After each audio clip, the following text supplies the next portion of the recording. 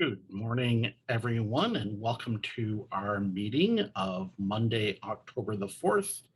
And we're having some technical challenges today. Hopefully they will not cause too many problems with the meeting, but Zoom and myself are both having some challenges.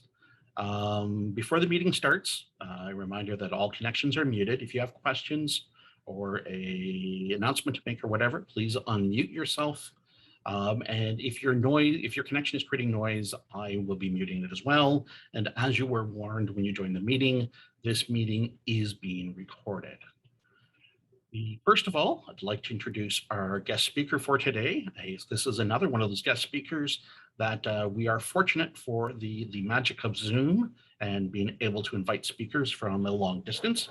Our speaker today is Greg Lefave, who is the president of Superior Auto Group in Sault Ste. Marie, Ontario, representing Chrysler, Nissan, Thrifty Car Rental, and customs and detailing shop, and a used car lot. Greg got his start out of college at Enterprise Rent-A-Car, and after working at Enterprise locations throughout Canada, he moved back home to Sault Ste. Marie to launch the dealership group. Its first major moves were to operate a thrifty rental car store and a used car lot in the city, with the goal of eventually looking into new vehicle retail as things became available. However, Greg is not here to talk to us about cars today. Greg entered the cryptocurrency space in 2017 with six-figure capital gains over the last 12 months. His current strategies include leverage and margin trading, micro-cap investments, DeFi, which I think he'll explain to us a little bit later, yield farming, and crypto stocks. His topic for today is cryptocurrency, Bitcoin, and how to get your money into that market. So I will turn everything over to you, Greg. All right. Thanks for having me today, guys. Really appreciate it. First things first, I will say that I do have the tendency to speak really quickly when I get passionate about something. So I'm glad to see that this is being recorded. I'm pretty sure I left my email address. If anybody has any questions after the fact, feel free to reach out to me. Cryptocurrency and Bitcoin is basically my life after work. If you're not familiar with it, Bitcoin actually trades 24/7, unlike a traditional stock market. So my day is basically I come to the dealership, I do what I have to do here, and then I go home and I do what I do with cryptocurrency until I go to bed. So it's really become how I spend my spare time. So if you have any questions on it, don't hesitate to reach out to me, even if it's after hours. Secondly, and I guess I should have said this first, I'm not a financial advisor. I am just a guy who's passionate about decentralization. And then this is my story about how I've navigated through this market with my successes as well as my failures. It's a very, very volatile industry, and you can lose all of your money. So you always want to check with your financial advisor, and you never want to invest anything more than what you can afford to lose. So I'll start off with just a brief history about Bitcoin, what it is. Bitcoin, the first Bitcoin was mined January 3rd, 2009. So you've probably heard about Bitcoin, and it probably seems like it's not as new as it really is, but it's really only 12 years old. So the founder goes under the pseudonym Satoshi Nakamoto. There's some discrepancies out there whether it's actually one person or a group of people, but it's an anonymous either group or person who set out to create this, frustrated by the central banking system and the supply and demand issues of governments printing money at will. He is believed to own roughly 1 million Bitcoin, which today valuation is about 45 million. So what is Bitcoin? How is it created? Well, Bitcoin is a digital currency. I'm sure most people know that. How it's created, it's actually through a process of digital mining. And miners, so digital miners will receive rewards for mining said Bitcoin. What the technical term is, they receive rewards for completing blocks of verified transactions. Well, what the heck does that mean? Just to simplify it, it's basically mathematical equations that very complex computers have to solve. And as they solve these equations, they get rewarded for solving these equations. So here's really, how did I get into Bitcoin? How did, like, a lot of this, and guys, don't don't get frustrated if you feel like this is way over your head. This all took me years to grasp. The understanding, the trading, the how to make money in it. It's very, very difficult, and it's very, very complex. And even for me, it'll seem like I can rattle off this information at will, but if I were to sit and talk with somebody who's, been in the space for 12 years or is very technological advanced, I would seem like I really don't know a whole heck of a lot. So I'm trying to give you guys as best as I can, like an overview of what this actually is, why I'm interested in it, and then how you can get in different levels. So here's really what attracted me to Bitcoin. There's only 21 million of these that will ever be made, no more, no less. The supply and demand is really what drew this to me. I got frustrated, very similar to the reason why this was created in the first place. I got frustrated with governments printing unlimited money. Okay. And this was before COVID happened. So you can only imagine how much more frustrated I am seeing the governments of the world printing billions and trillions of dollars. 21 million Bitcoin, that's it. There's no more, there's no less. So you have the supply restriction, which is, as a capitalist, as a free market capitalist, that's something that I'm very, very drawn to. The final Bitcoin will be mined around the year 2140. So here's where scarcity comes in. Every 4 years, Bitcoin goes through a halving. It's called a halving process.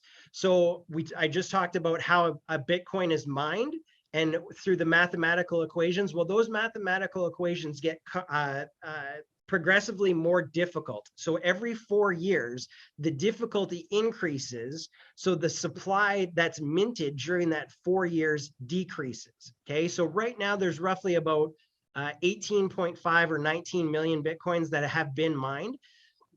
Over the last 12 years, there's only 2 million left, but because of the halving process and the difficulty in mining, it's going to take another roughly 20 years before the last Bitcoin is finally mined.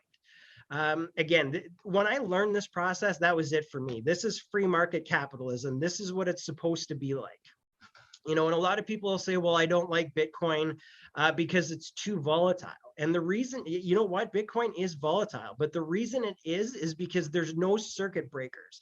There's no bailouts. It's just the free market buying and selling Bitcoin as it deems, its value and its worth. The stock market, if it goes through a really bad day, there's a circuit breaker. It stops it. So, there's somebody that'll flip the switch and say, nope, that's too much loss in one day. We got to cool things out. If things get really bad, then the government comes to the rescue, starts printing money, and starts bailing out these companies. That Bitcoin behaves the way a free market, whatever you want to call it, a currency, a commodity, whatever, it behaves the way it's supposed to behave because there's nothing that's currently regulating it. A lot of people kind of shy away from the regulation side of it, but for me, again, it makes it that raw investment where, there's no interference. If I'm buying and somebody else is selling, we're free to buy and sell how we see fit, regardless of what's going on. One of the major things also that kind of drew me to Bitcoin is, seeing the transition from hotels to Airbnb, from taxi to Uber, from department stores to Amazon.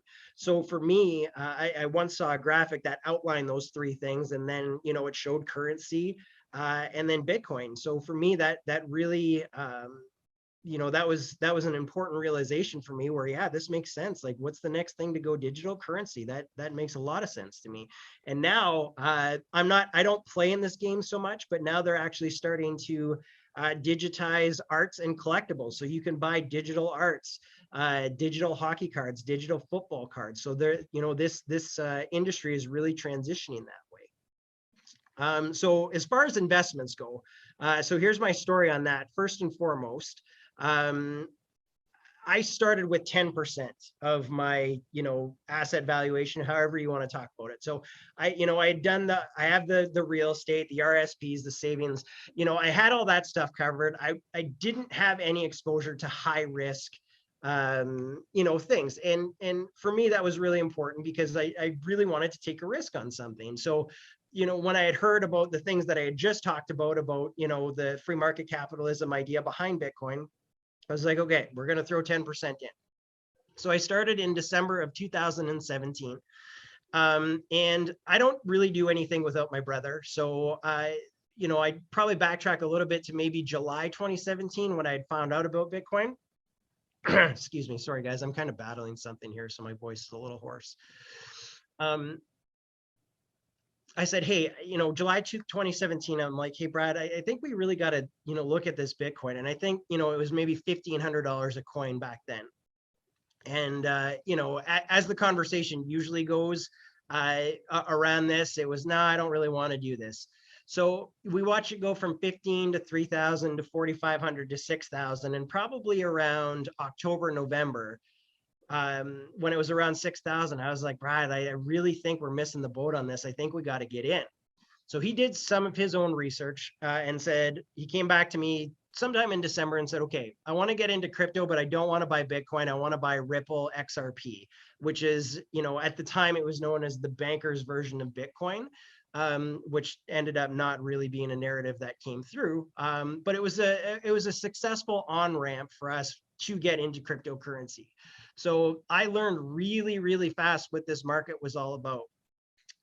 We invested money in, and within 3 weeks, our investment was up 500%. So we thought we were the smartest investors on the planet. It was, hey, 500%, 3 weeks, we're going to the moon type of thing. And this was the first thing that I really had ever invested in on my own. Like, me and him had been involved in some stocks, but I'd never really purchased anything on my own. So this was really my first major purchase, up 500%. I thought I had it all figured out. Then, over the coming, months and basically year, that 500% increase turned into a 95% loss. So that's really where I figured out, what this market was all about and how volatile it really could be. So the good news for me was I was invested in the actual product itself. All of the things that I talked about, the supply and demand, free market, no circuit breakers, no bailouts, decentralization, I was always in on that. So for me, the price didn't really matter. I knew I was in this for the long term. So I stayed patient while everybody else jumped, and where they jumped was into weed stocks. So, we had probably a group of, I would say 8 to 10 people at the dealership that all got into cryptocurrency. Once it lost its 95%, they were like, well, this is a big scam. They gave up on it. They jumped into weed stocks, and then they lost their shirts into weed stocks. So me and my brother were really the only ones that stayed patient with this. And this is a really, really good example of, if you're going to stay in Bitcoin, if you're going to invest into Bitcoin, you need to be in it for the long run, because Bitcoin will reward those people who are patient. And it will absolutely punish the people who aren't. So those people who weren't patient and didn't stick with it absolutely got punished. So what happened, from 2018 to basically 2020, I started to learn about the markets, right? It was one of those where it was like, okay, the market's it's a bear market. Where can I learn? So I started learning about, market caps. Market caps are very, very important in cryptocurrency. The entire market cap right now for crypto is about $2 trillion. And what I learned was, it wasn't so much about the price. It didn't matter if something was $100 a coin or 50 cents a coin. What I started to learn was I wanted to invest in projects that had low market caps, 20 million, 25 million, 50 million, things that had the opportunities to grow. So I shifted all of my remaining funds that I had at that point into low cap coins, things that, like I said, 5 million, 10 million, 20 million, 25 million. And since that point, my portfolio is up over 3,000%. So I found a really, really good market that I enjoy to invest into with these startups. It's a little bit riskier to invest into the startups, but at that point I needed to take a chance, right? My portfolio had been down, the 95%, so I needed to take a chance on something.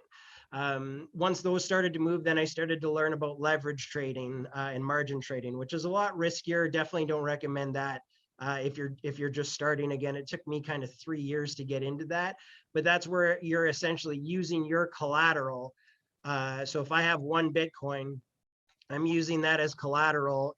The exchange company will lend me, 2, 3, 4, 5 Bitcoins, and then I can trade those with leverage against my 1 Bitcoin. You can make a lot more money, but you can also lose it a lot faster too. DeFi, decentralized finance. So basically decentralized finance in a nutshell. Just think of any financial institution, what it'll do for you, your bank in terms of savings accounts, credit cards, but it's decentralized. So really, really quickly, actually, I have a decentralized credit card. It's a Visa. This is what it looks like. And I use it through crypto.com app. I use all of my banking through that currently right now. Actually, you know what? I'll talk about that just briefly here. Crypto.com, so that credit card. They give me, sorry, let's back this up a bit. What you have to do to get that credit card. So that credit card I had to buy $1,600 worth of this company's stock or their coins. And then they send me that credit card. And then they give me 2% cash back on all my purchases. They refund me my Netflix membership every month. They refund me my Spotify membership every month. And they refund me my Amazon every month. They pay me in their stock. So the $1,600 in stock that I bought, okay, that's locked away. So I have to keep that there for as long as I have the credit card, but there's no annual fees. Okay, then they pay me all the other stuff in stock. So every 2%, every Netflix, every Spotify, they pay me that every single month. So as the price of the stock goes up, I'm actually earning extra money on that as well. Not to mention they pay me 10% on that $1,600 every single month. So it's really like rewards on rewards on rewards. And then as the stock price goes up, you increase that as well. So your 10% that you're earning, if you get in and say the price of the stock itself is 10 cents, and then over the course of the year, it goes to 20 cents, that 10% just turned into 20%. So I've stopped using my debit card altogether. This is the only thing that I use for my purchases because my debit card doesn't pay me anything, right? Like to use my debit card, my bank doesn't give me anything. To have money in my savings account, my bank doesn't give me anything. They certainly don't give me any of their stock. So I've transitioned all of my spending specifically to that credit card because this company pays me to use them and pays me to invest into them. So this would be the same type of situation as if you went into your bank and said, hey, I have $1,600. I'm going to give you this $1,600. You can do whatever. I want you to pay me 10% on it. I want you to give me 2% on all of my debit purchases. And then I want you to refund all of these memberships. They're going to look at you like you're crazy, right? That is never going to happen. So this is really why, this is what cryptocurrency is meant to look like. This is what it's supposed to look like, real use cases. And it's your money working for you instead of you giving the money to the bank and letting them, do whatever and pay you peanuts off of it. So that crypto.com card, that's one of my favorite things that I'm into for crypto. It doesn't necessarily pay me the best, but it's definitely the most real use case that I can provide to you guys, because I know that that's one of the the biggest criticisms of crypto is there's no real use case for it. Yeah, there's a huge use case for it, and I use it every single day. Yield farming, I won't get too much into yield farming just because that's incredibly complex, and that took me a while to wrap my mind around. But the long and short of yield farming, this is what I'm doing majority these days, is this is when I take my assets, so either my Bitcoin or my Ethereum or whatever crypto that I have, I lend it out to an exchange for them to use as liquidity, and then they pay me rewards.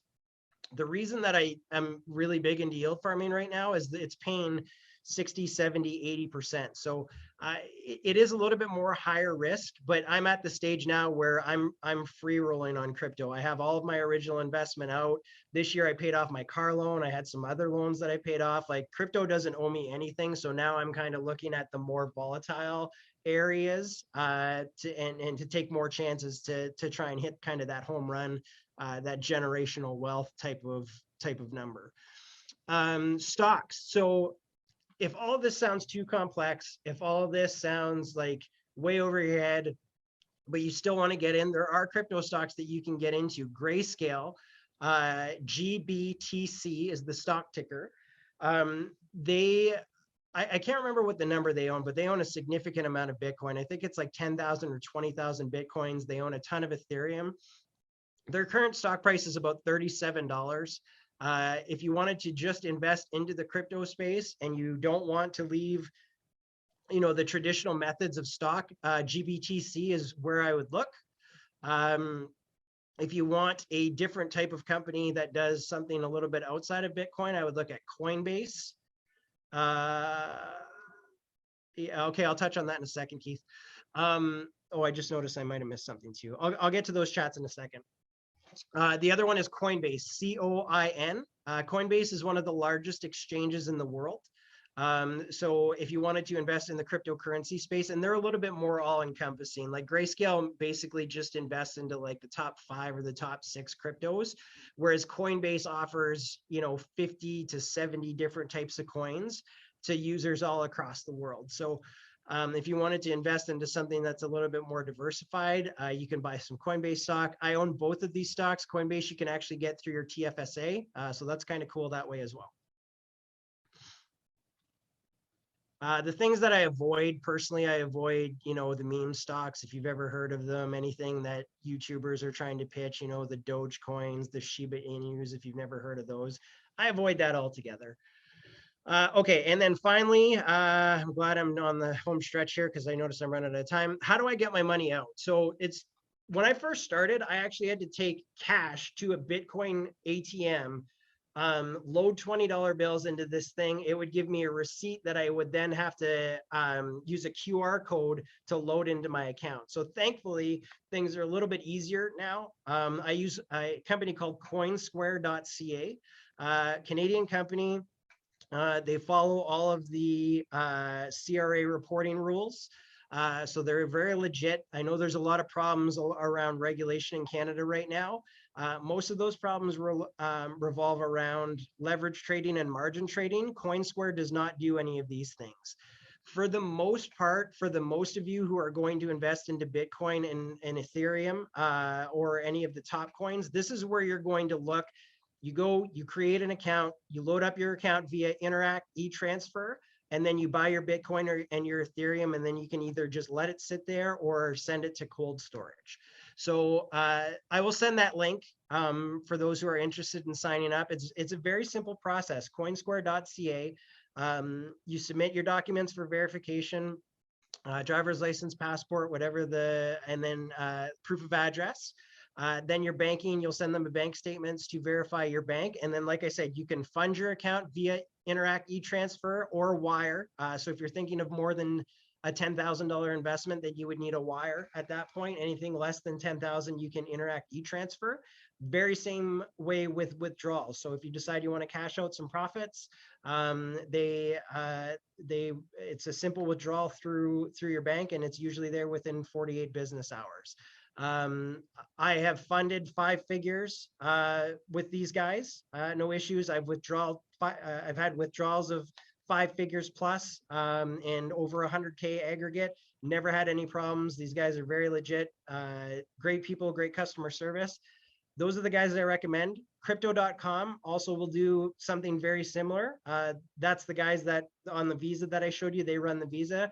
They also will withdraw and fund your account for you as well. So those are the best 2. I know there's a lot of people that use different avenues, but those are the 2 that I've had the most success with and the least amount of problems. So overall, that would be, if you're just starting off and you want to take it a little bit a step further than just investing into the stocks, get a Coinsquare account. Whatever $50 or $100 either a week or a month it is that you're wasting on meals, or maybe cut back a couple extra glasses of wine a week, or maybe a few less beers a week, and just invest that 50 or $100 a month into Bitcoin or Ethereum. You let that grow over a 5 or a 10-year span, and I truly believe, again, in my opinion, that that's going to be well worth the investment for you. Okay, so Keith wanted to know, is Bitcoin favorable to the environment? I've read generation uses huge amounts of electricity. This is a big thing right now in the crypto community. There's a lot of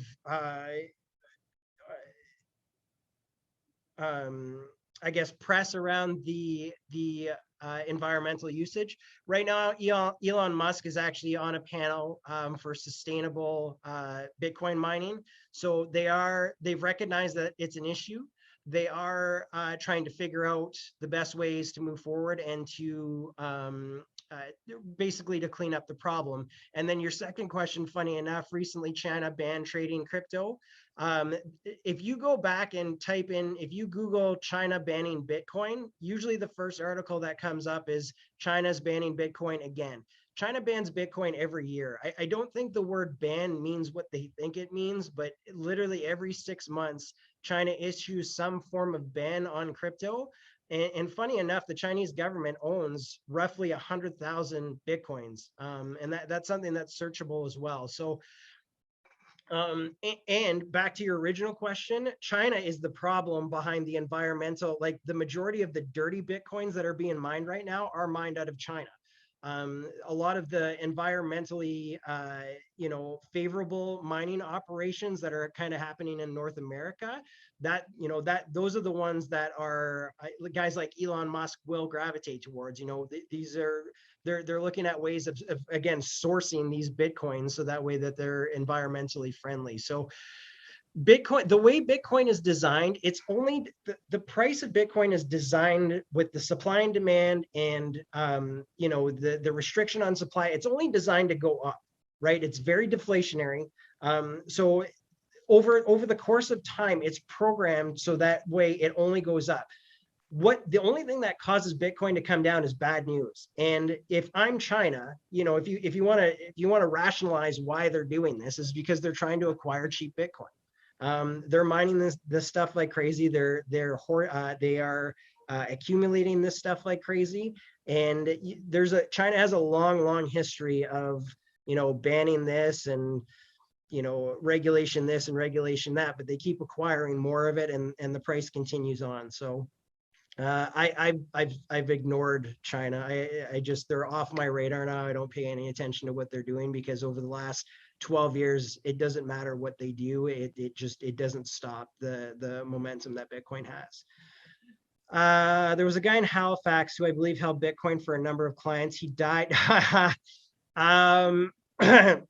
So I don't know if you're talking about the Quadriga, the guy who owned Quadriga. But that was an exchange. My conspiracy hat doesn't think he's actually dead. I think that he's enjoying his life somewhere.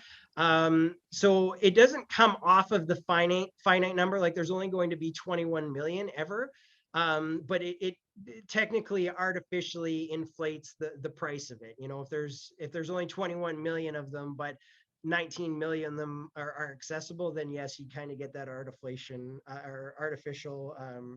inflation bump from it. So yeah, it's talked about a lot when oh no, you know what, I do know who you're talking about. Yes, I remember seeing that story as well. He did have quite a bit, and there's concerns they're not going to be able to recover that. And yeah, so it doesn't come off, so you won't see like adjustments saying 21 million Bitcoin, but now there's 20 million or 19 million because 2 million are considered lost. It's one of those things.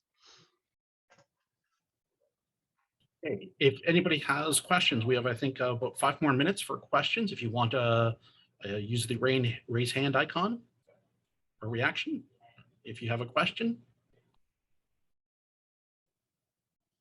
I have a question. Greg, there is no doubt that governments around the world are studying cryptocurrency and they're looking to get into it because they're concerned that it is unregulated. And I know that's what appeals to you. But as more, and especially the G20 countries, move into the cryptocurrency world, what impacts do you think that's going to have in the space that you're investing in right now? So if you look at what we've seen historically, where 10 years ago you had 15 and 16-year-olds trading Bitcoins illegally, obviously, because as we know, minors can't do that. There's been more regulation over the last 5 years than not, right? And the space has grown exponentially. If you look back to even March say March 2020, when the Corona crash happened, the market cap of the total market cap of cryptocurrency was worth about 120 billion. So 18 months later, the market cap's 2.2 trillion, I think, is where we're sitting at today. And we have more regulation today than we had 18 months ago. A lot of people shy away from Bitcoin because they feel like it's unregulated, and once regulation comes, it's going to be a detriment. I think it's the opposite. I think that there's a lot of institutional money on the sideline that would love to invest into Bitcoin, but they can't because it's unregulated. And once we get some form of regulation and some form of consistency across world governments, then you're going to see that institutional money really pile in. And you've already kind of seen that, right? Like you have Tesla that's heavily invested, Grayscale, BlackRock. You have all these guys that are coming on board right now, which is the big reason why we've seen what we've seen over the last 18 months is you have this institutional money that's piling in. And further to that point, you even have some, I can't remember who it was now. One of the major players, they essentially rolled it out and said, well, we're going to offer Bitcoin to our highest net worth asset clients. So you have that starting to roll out even amongst, man, why can't I think of the name of that firm now? That's going to drive me nuts.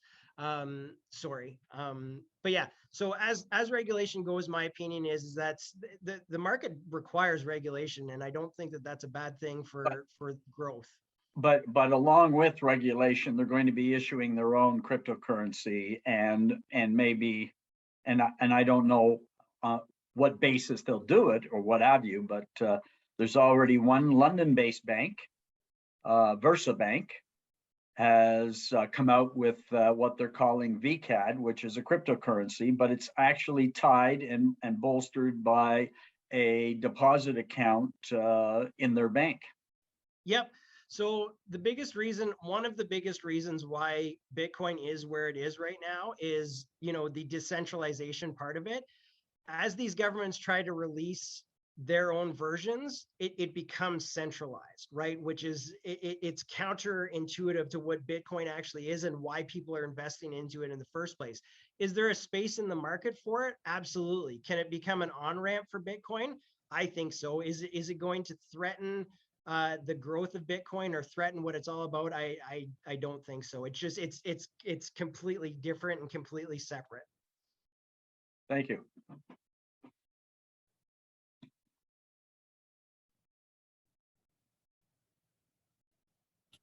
Are there any other questions? I'm not familiar with BitBuy, but I've heard about them, and I'm kind of neutral on them. I shouldn't say I haven't heard good things. I've heard fine things about them. I haven't heard anything bad about them. I believe they're Canadian based too, if I'm not mistaken. So. Oh no, just Google VersaBank, VersaBank. Oh yes, I'm sorry. I was replying to one of the questions somebody had asked. Oh, sorry. Yep, no.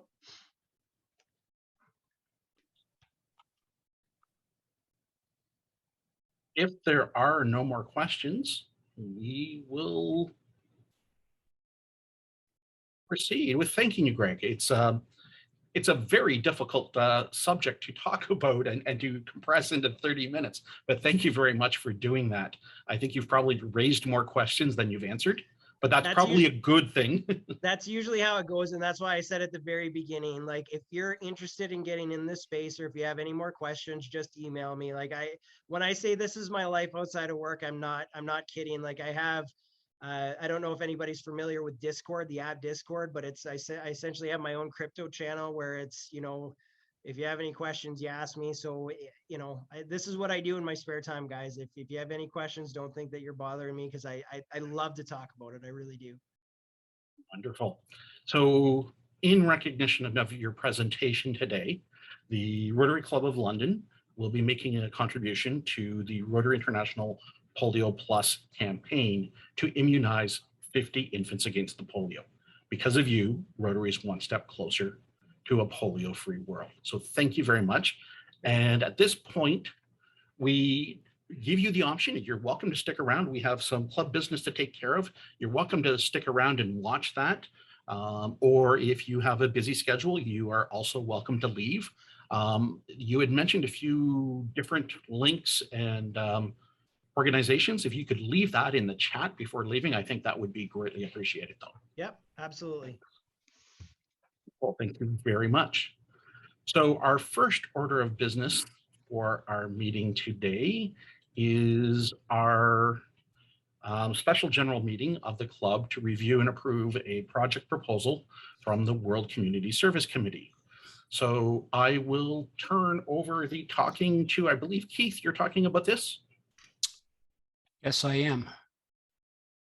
I am the chair of the committee, and the members have been dealing with a proposal as detailed in the handout. All members through Club Runner should have received the charter proposal for this project, the budget for the project in an Excel spreadsheet, and also a link that would take you to I think it's 9-screen slideshow that follows off the Paul Harris School picture that you're now seeing.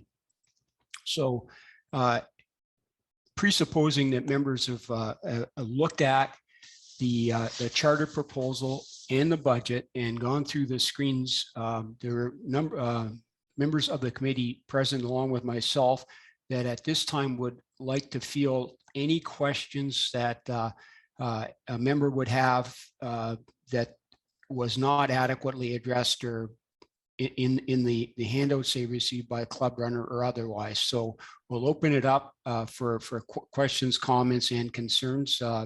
And I'm only seeing the screen here, Dawn. So if you could identify any members of the club that have questions and let them proceed with asking their question. Okay, yes. So you can either unmute yourself and ask a question, or you can use the raise your hand function to ask a question if you have a question at all about the project proposal.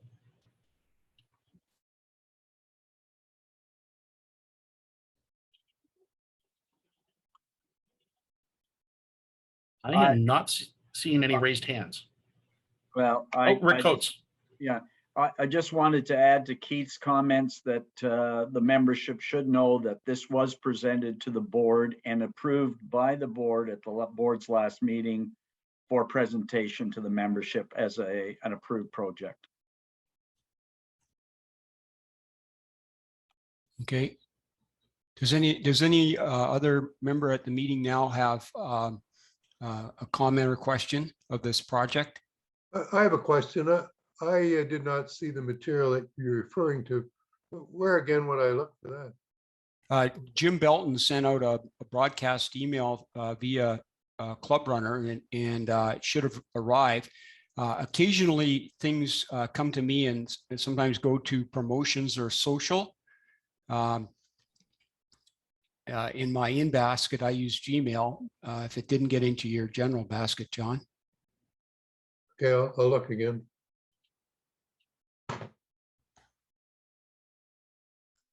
Is there anyone else?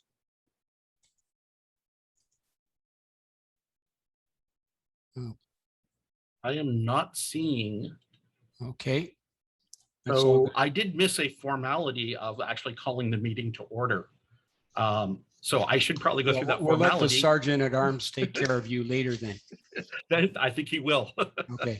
So we will call the meeting to order because as per the bylaws of the club, we need 1/3 of the membership, that is 21 members, to constitute a quorum at a special general meeting of the club. And we do have a quorum today. By my count, we have 29 members and 2 guests at the meeting. And we call the meeting to order at 12:39 p.m. As mentioned, the purpose of today's meeting is to review and approve the charter for the Paul Harris School project. And the charter was part of the special meeting notice that was sent out to all members of the club last week. And if there are no questions, I would like to call upon someone to make a motion to approve this project, subject to receiving financial support from the foundation. I see Ron's hand up. Is that a motion, Ron? You're muted, Ron. You're still muted, Ron. Sorry about that. I'm not used to being muted at all. Anyway, I approve this project as reviewed and presented to us by the board. Is there a seconder to Ron's motion? Second. Jack Scott. Thank you, Jack. To make it easy, Don suggested that rather than yay and nay, we just go anybody, a member that is negative would indicate negativity, and we'll subtract that from the 29. Okay, I'm looking at the screens and I see no negative indications. I'm going to abstain because I didn't read the stuff. So. Okay. So we have 28 for and 1 abstention being John Boyne. Am I correct there? Okay. So Don, on that basis, I would say the club has approved the charter and we're okay to proceed. Wonderful. Now that we've taken care of that piece of business, is there any other new business that we need to take care of as part of the club general meeting or special general meeting? If so, please unmute yourself and state it. And it appears that there is no other business that we need to take care of. I would like to ask for someone to move that we terminate. Oh, sorry, who was that? I move the termination of the meeting. You read my mind.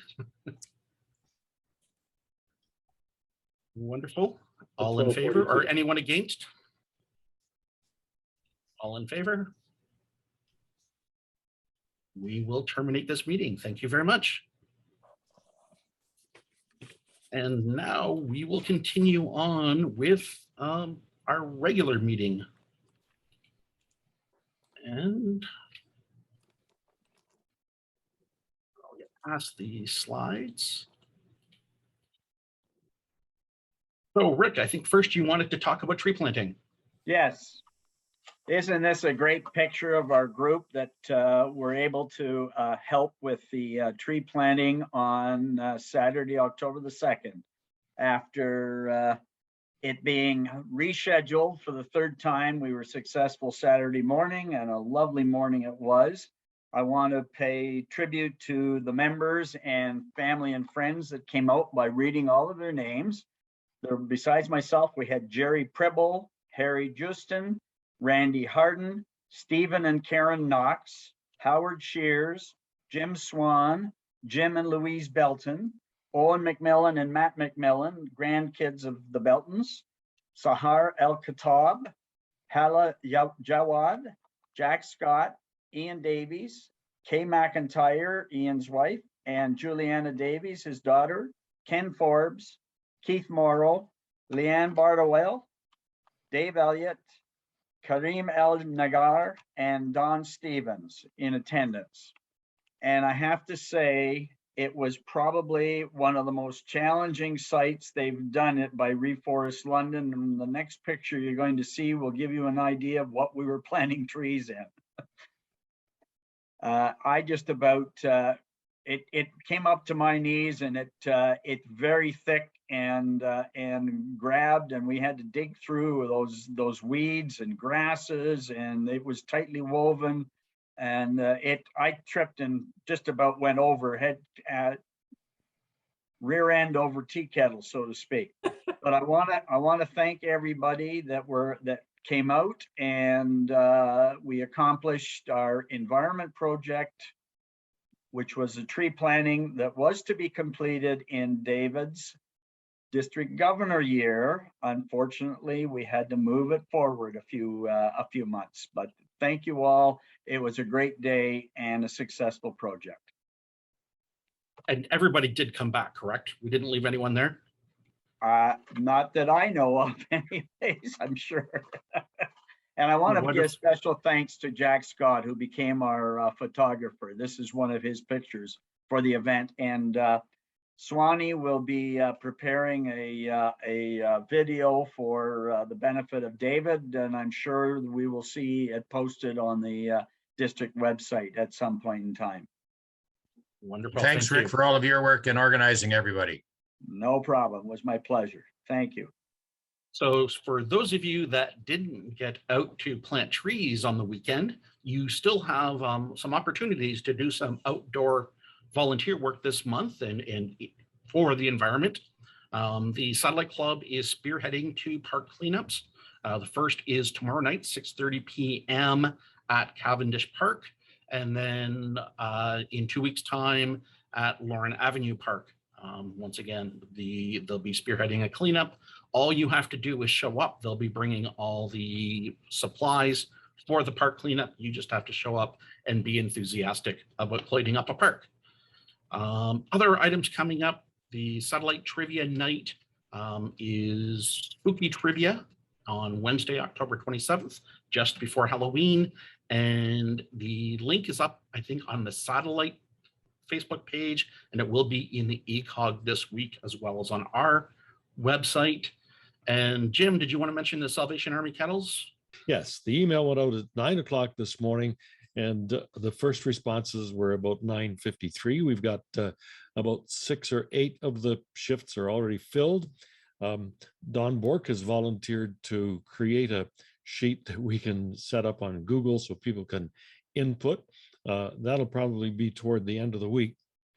In the meantime, email me with your preferences for shifts, and we'll input them now. But a quick response. Thank you very much. And I believe that is everything for club announcements, or does anyone else have a club announcement? Good question, Don Bork. I have on my calendar the East Coast Kitchen Party is in October 8th. Is that going forward? No, that was, we announced that a couple of weeks ago. It is going forward, but in May during our regularly scheduled time. There was Makes not sense. enough, the ticket sellers, that the historic ticket sellers felt there was going to be a lot of challenges selling tickets. We will wrap up the meeting as we always do, with a reminder that we in Rotary serve to change lives. Over the next couple of weeks, we have cocktail hour on Tuesdays at 5 p.m. and coffee clutch Thursdays at 10:30 a.m. The Satellite Club is not meeting per se this month. They are spearheading the park cleanups, as mentioned earlier. We have a club board meeting on the 20th at 5 p.m. Next week, as was mentioned, is Thanksgiving, so we will not have a meeting. And on the 18th, it will be Habitat for Humanity presenting to us. So it has been a wonderful start to the month for the club, and I hope everyone has a wonderful 2 weeks ahead of them, and we'll see you again here in 2 weeks' time. Have a wonderful day.